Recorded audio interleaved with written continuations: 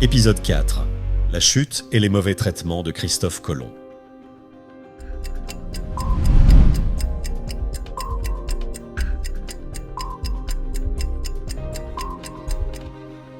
Il est essentiel de noter que Christophe Colomb était un homme de constitution fragile. Sous la pression croissante des Espagnols, ils commencèrent à réduire les populations indigènes en esclavage. Par conséquent, en 3 mouvements rapides, les Espagnols contraignirent ces indigènes à extraire de l'or dans les mines de Cibao et à travailler dans les plantations de coton et de tabac. Ces populations indigènes, non habituées à un travail aussi ardu et subissant des traitements inhumains, finirent par être touchées par une épidémie de variole. Cette maladie, introduite par les Espagnols, dévasta les communautés indigènes, causant de nombreux décès. Rappelez-vous qu'à cette époque, l'Espagne était immensément puissante. Ainsi, les Espagnols se sentaient bien trop importants et influents pour prêter attention à un Italien décrépit comme Christophe Colomb. Les rumeurs étaient pleines de récits de cupidité, d'envie et de jalousie. Les Espagnols ne se contentaient pas de quelques dénonciations ou rapports défavorables contre Colomb envoyés en Espagne. La reine Isabelle jugea nécessaire d'envoyer Juan de Aguado à Hispaniola pour examiner les allégations portées contre Colomb. Ces accusations étaient si graves que Colomb se sentit obligé de retourner en hâte en Espagne pour proclamer son innocence. Après avoir entendu l'explication de Colomb, la reine Isabelle lui permit de reprendre ses fonctions dans la colonie. Mais à peine Colomb était-il de retour qu'un nouveau déluge d'accusations, de rumeurs et de dénonciations à son encontre commença, et avec une intensité accrue. La situation s'aggrava au point que l'Espagne se sentit obligée d'envoyer un deuxième enquêteur, Francisco Bobadilla.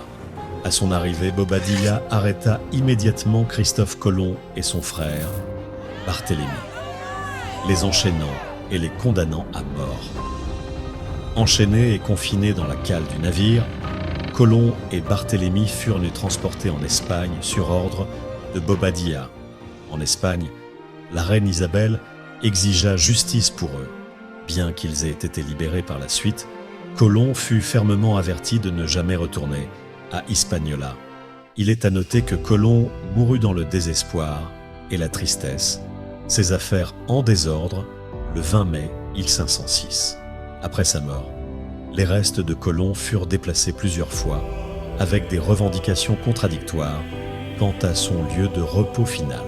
L'Espagne et la République dominicaine soutiennent toutes deux posséder les restes de Colomb, et à ce jour, le lieu exact de sa sépulture reste entouré de mystères. Le traitement infligé par Colomb aux peuples indigènes reste l'un des aspects les plus critiqués de son héritage. Sous son gouvernorat, la population indigène taïno fut soumise au travail forcé, à la violence et à l'exploitation. Son rôle dans l'esclavage et la souffrance des Taïnos et d'autres peuples indigènes a terni son héritage. Bien que Colomb soit souvent crédité d'avoir découvert l'Amérique, cette affirmation est largement contestée. Les peuples autochtones habitaient les Amériques depuis des millénaires et des explorateurs nordiques comme Leif Erikson ont atteint l'Amérique du Nord des siècles avant l'arrivée de Colomb. Son titre de découvreur est considéré comme eurocentrique et efface l'existence des civilisations indigènes. Le lieu de naissance véritable de Colomb a fait l'objet de nombreux débats.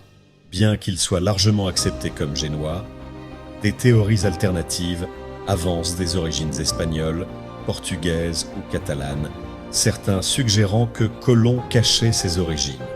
Bien que la plupart s'accordent à dire qu'il était génois, le mystère entourant son origine a alimenté une spéculation durable.